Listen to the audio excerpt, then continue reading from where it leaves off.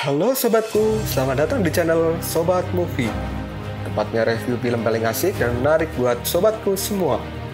Yang baru gabung, silahkan klik tombol subscribe ya dan nyalakan loncengnya, supaya kalian tidak ketinggalan film-film seru yang Mimin upload.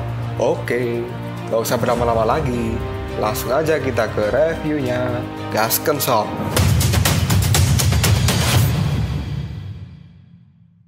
Hey, oke, sobatku terkeren, terkecil, terbaik, tersemuanya. Kita masih bersama Sobat Movie, channel alur cerita terasik sepanjang masa.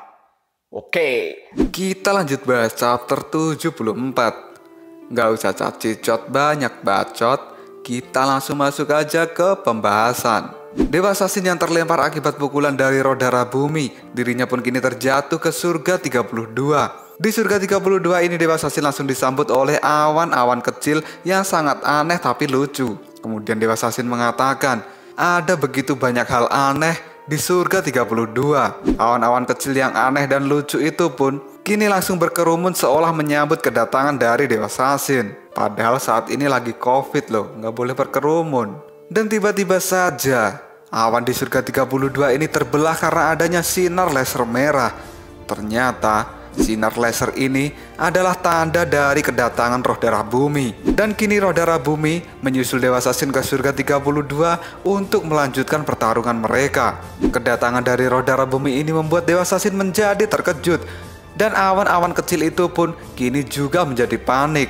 Lalu awan-awan kecil itu kini berkata, kenapa ada dua dewa di sini? Pertarungan yang akan dilakukan roh darah bumi dan Dewa Sasin adalah untuk memperebutkan gelar dewa tertinggi di dunia.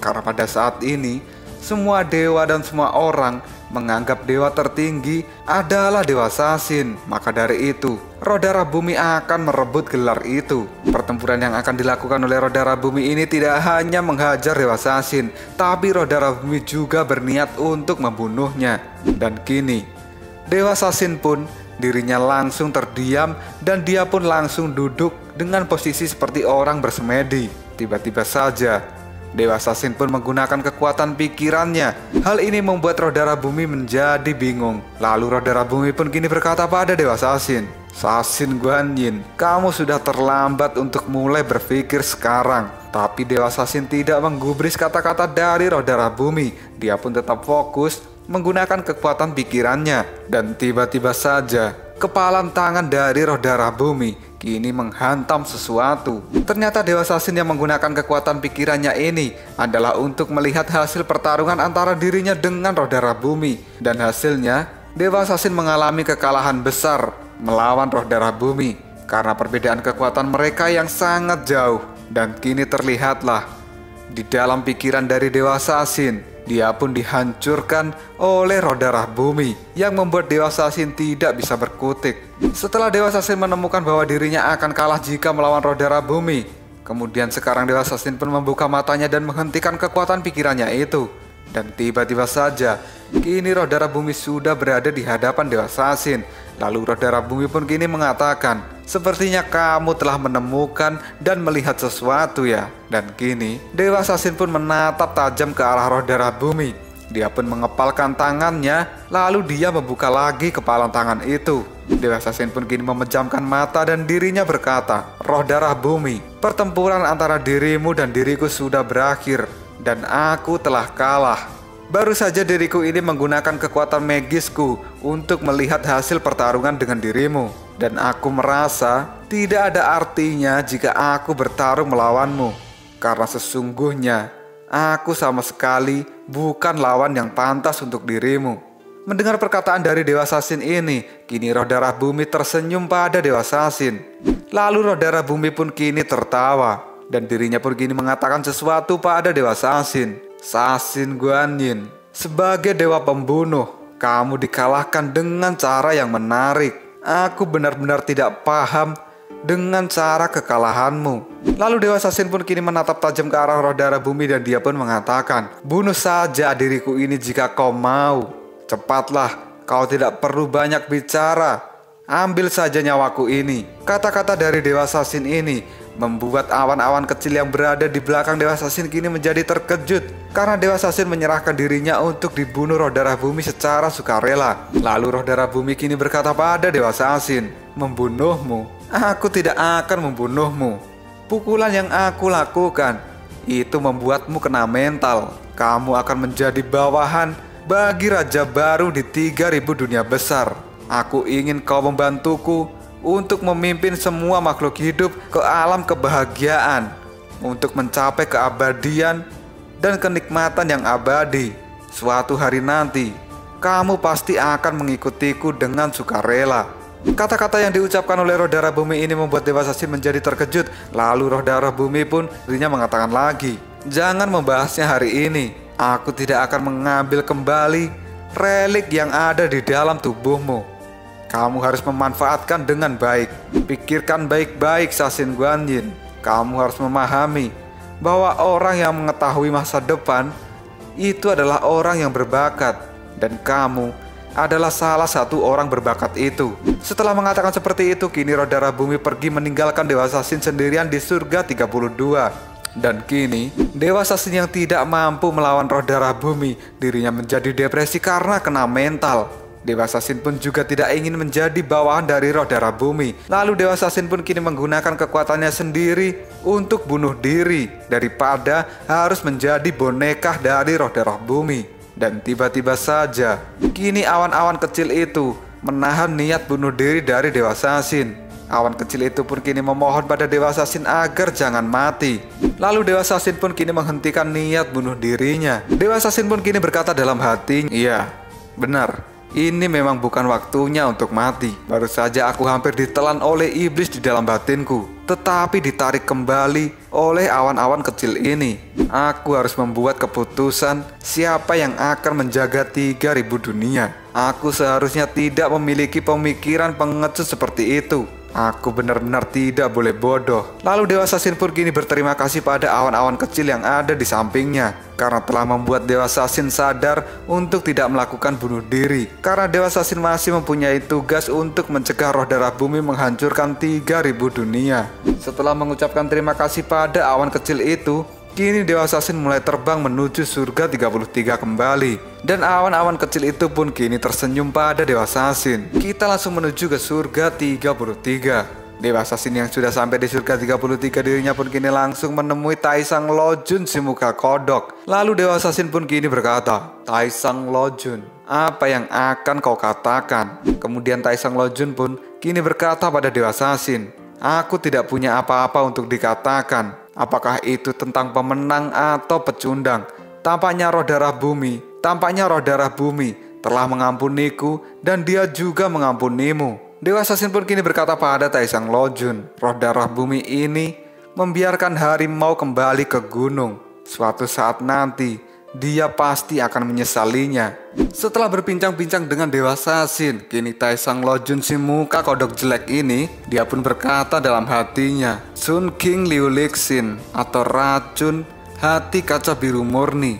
Sungguh ini adalah racun aneh pertama di dunia. Bahkan Sasin Guanyin tidak dapat merasakan bahwa ada racun di dalam tubuhnya, dan Roh Darah Bumi pun juga tidak mengetahui hal itu. Aku masih punya sedikit harapan." Dan kini Dewa Sasin pun berkata pada si muka kodok, "Apakah kamu tahu kemana perginya Roh Darah Bumi?" Kemudian si muka kodok jelek dirinya kini menjawabnya, "Bagaimana aku bisa tahu? Yang aku tahu hanyalah Roh Darah Bumi pasti akan mencari bagian tubuh terakhirnya. Dan bagian tubuh terakhir dari Roh Darah Bumi ini adalah parasit yang berada di sebelah jantung bumi. Sekarang Roh Darah Bumi adalah musuh bersama antara diriku dan juga dirimu. Jika kamu tidak menghentikannya, seluruh 3000 dunia akan dipenuhi dengan bencana, dan orang-orang tidak dapat melarikan diri." Lalu Dewa Sasin pun kini menjawab perkataan dari Taisang Lojun, "Raja kebajikan, apakah kamu mengajakku bekerja sama dan berurusan dengan Roh Darah Bumi? Bagaimana aku bisa percaya pada dirimu lagi?" Raja kebajikan pun kini mengatakan, "Aku tidak berani mengharapkan bahwa dirimu ini memaafkanku, tapi aku sungguh menyesal dengan apa yang telah aku lakukan. Saat ini aku ingin melakukan yang terbaik untuk menebus semua kesalahanku." Dewa Sasin pun tidak ingin membahas lebih jauh tentang hal ini. Dia pun kini langsung bertanya pada Raja Kebajikan, di mana Tathagata. Raja Kebajikan pun langsung mengatakan bahwa pada saat pukulan pertama yang dilakukan oleh roh darah bumi, hal itu membuat Dewa Rulai terpental cukup jauh hingga menembus awan 33, dan pada saat itu dia tidak muncul lagi. Dewa Assassin pun kini langsung berkata, ini adalah surga 33 dan ini adalah surga paling atas. Kalau Rulai terpental ke atas surga ini, lalu apa yang ada di atas surga ini? Dan kini Raja Kebajikan mengatakan, masih ada satu lagi, yaitu surga 34. Mendengar jawaban dari Raja Kebajikan, hal ini membuat Dewa Assassin menjadi terkejut karena ternyata masih ada surga 34. Lalu Raja Kebajikan mengatakan bahwa surga 34 itu adalah surga yang paling sepi, dan itu adalah tempatnya Dewa Surga Agung, atau bisa dikatakan itu adalah tempat dari Tianda. Dan surga 34 ini tidak pernah diketahui oleh siapapun. Mendengar perkataan dari Taesong Lojun, kini Dewa Assassin menjadi terkejut.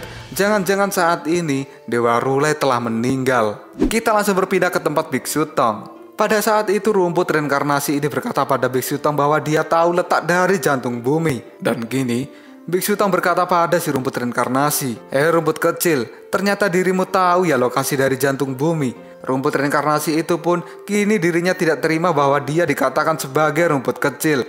Rumput reinkarnasi pun kini berkata pada Biksu Tong bahwa dia adalah salah satu artefak tertinggi dari 6 monster. Tuan Su memang sengaja memberikan rumput reinkarnasi ini pada Biksu Tong. Karena Tuan Su tidak berani mengatakan letak jantung bumi, maka dia mewakilkan hal ini pada si rumput reinkarnasi. Lalu kini Biksu Tong meminta saran dari Sun Wukong, dan Sun Wukong pun kini mengatakan, akhirnya kita memiliki petunjuk guru. Kita tidak perlu susah-susah untuk mencari orang yang akan menunjukkan kita pada tempat jantung bumi. Dan kini rumput reinkarnasi itu pun melompat dari tangan Biksu Tong, dan dirinya kini langsung berlari untuk menunjukkan tempat jantung bumi pada Biksu Tong. Sambil berlari, rumput reinkarnasi itu menyuruh Biksu Tong dan yang lainnya untuk segera mengikutinya. Dan tiba-tiba saja, kini si rumput kecil malah berpindah ke atas kepala dari Sun Wukong. Lalu rumput kecil ini mengatakan, ikuti instruksiku, kita bergerak ke arah selatan. Dan kini Biksu Tong, Sha Wuqing, dan juga Sun Wukong akan menuruti apa yang dikatakan oleh rumput kecil itu. Si rumput kecil mengatakan pada Biksu Tong bahwa saat ini yang memberikan perintah adalah dirinya, bukan Biksu Tong lagi. Dan saat ini Biksu Tong dan juga yang lainnya, mereka sampai di padang pasir di jalur monster. Dan terlihatlah di padang pasir itu kini ada angin yang sangat besar yang membuat mereka semua berjalan dengan hati-hati karena hembusan angin ini sangat dahsyat. Kemudian si rumput kecil mengatakan pada mereka semua agar tidak takut dan mereka harus percaya diri untuk bisa mengatasi kesulitan apapun. Lalu Sha Wuqing pun kini mengatakan, kita memang percaya diri, tapi yang kita lawan sekarang itu adalah angin. Itu akan membuat kita lelah. Dan si rumput kecil itu berkata, kamu benar, tapi kita tidak harus menghadapi dengan perlawanan.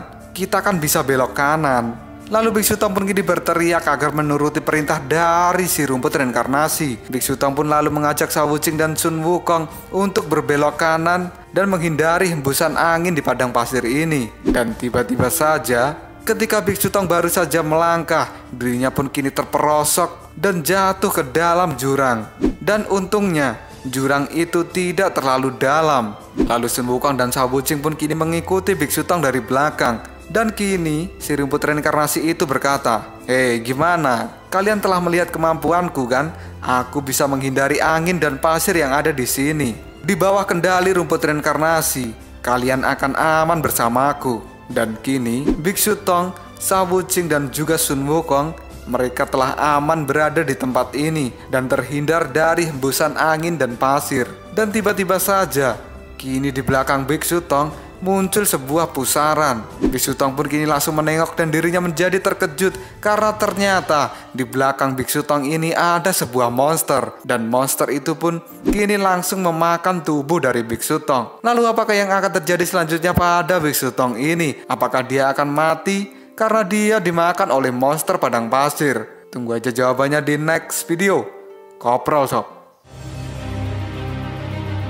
Tetap stay di channel Sobat Movie dan jangan lupa klik subscribe, like, dan share ke teman-temanmu agar channel ini dapat berkembang dan menghibur kalian semua. See you next tomorrow. Bye-bye.